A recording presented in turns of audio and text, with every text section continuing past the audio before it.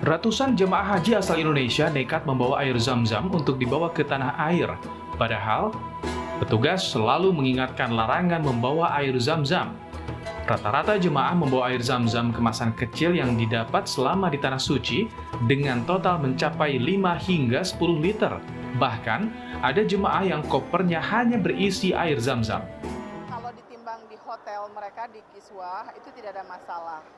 Sehingga kita bawa ke Airgate ya, selaku perusahaan ditunjuk oleh Garuda. Setelah terjadi proses pemeriksaan barang bagasi tersebut, ternyata ditemukan kurang lebih 297 koper yang terindikasi air Zam-Zam dari 360. Jadi kurang lebih hanya 63 yang zero Zam-Zam.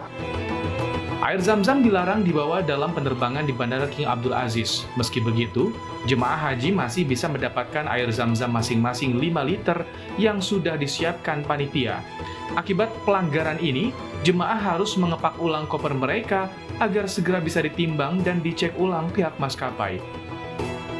Nitya Anissa, Kompas TV, Arab Saudi.